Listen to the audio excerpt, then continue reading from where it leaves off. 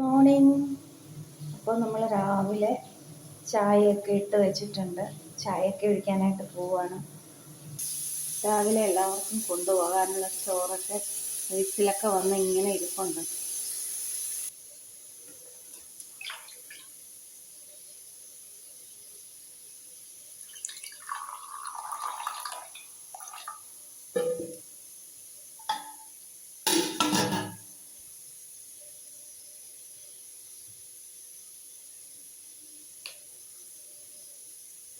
നമുക്ക് രാവിലെ വെറും വയറ്റിൽ മഞ്ഞൾപ്പൊടി കഴിക്കുന്നൊരു ശീലമുണ്ട്.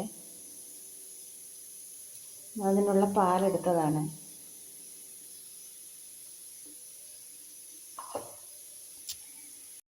ഇന്ന് ബ്രേക്ക്ഫാസ്റ്റിന് പാലപ്പമാണ് ഉണ്ടാക്കാൻ പോകുന്നത്.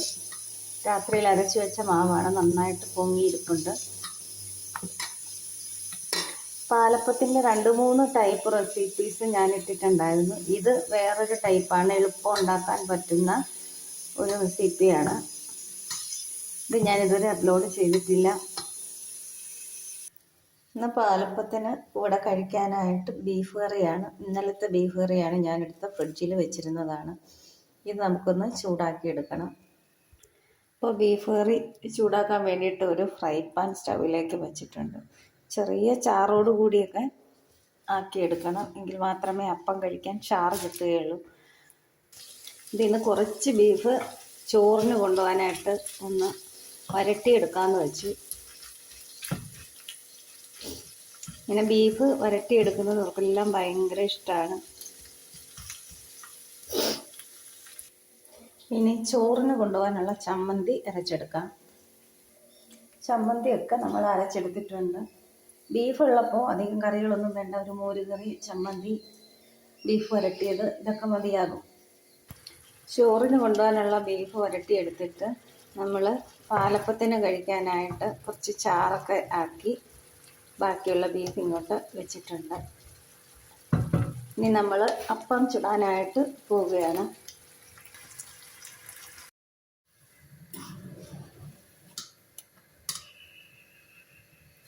അപ്പച്ചട്ടി ചൂടായി.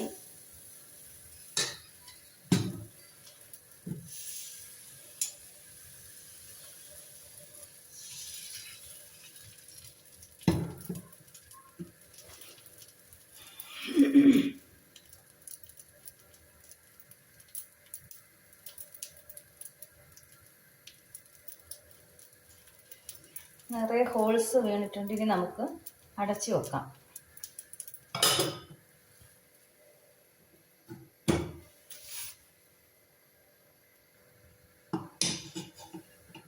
അപ്പം റെഡിയായി. നല്ല സൂപ്പർ അപ്പാണ് കേട്ടോ.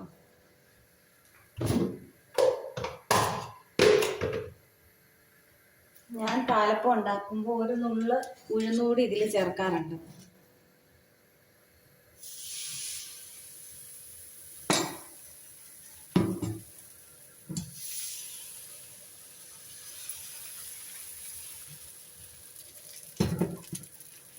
അപ്പോൾ നല്ല സോഫ്റ്റ് അപ്പം കിട്ടും.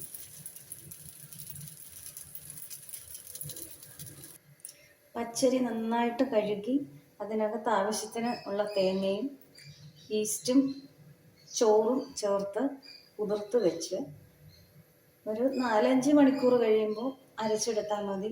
1 മണിക്കൂറിന് ശേഷം നല്ല ടേസ്റ്റി ആയിട്ടുള്ള പാലപ്പം ചുട്ടെടുക്കുക. അങ്ങനെ എടുത്ത മാവാണ് ഇത്. ഞാൻ പക്ഷേ തലേന്ന് അരച്ച് വെച്ചതാണ്. പൊങ്ങിയപ്പോൾ എടുത്ത് ഫ്രിഡ്ജിലോട്ട് വെച്ചിട്ട് എടുത്തതാണ്. ഗസ്റ്റൊക്കെ വരുന്ന സമയത്ത്, പെട്ടെന്നൊരു ഗസ്റ്റൊക്കെ വരുമ്പോൾ നമുക്ക് പെട്ടെന്ന് ഉണ്ടാക്കി കൊടുക്കാൻ പറ്റുന്ന ഒരു പാലപ്പത്തിൻ്റെ റെസിപ്പിയാണ് ഇത്. ഇതിൻ്റെ റെസിപ്പി തന്നെ ഒരുപാട് പേര് യൂട്യൂബിൽ അപ്ലോഡ് ചെയ്തിട്ടുണ്ട്. അതുകൊണ്ടാണ് ഞാനിതിൻ്റെ റെസിപ്പി അപ്ലോഡ് ചെയ്യാത്തത്. ഈ രീതിയിൽ അപ്പം ഉണ്ടാക്കി കഴിഞ്ഞാൽ നമ്മൾ പിന്നെ വേറൊരു രീതി ഫോളോ ചെയ്യത്തില്ല. ഇങ്ങനെ തന്നെ ഉണ്ടാക്കാൻ ശ്രമിക്കുകയുള്ളൂ. എളുപ്പവുമാണ്, ടേസ്റ്റിയുമാണ്.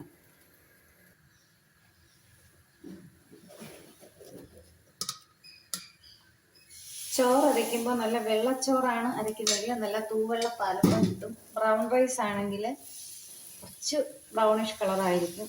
ഞാനിത് ബ്രൗൺ റൈസാണ് അരച്ചേക്കുന്നത്.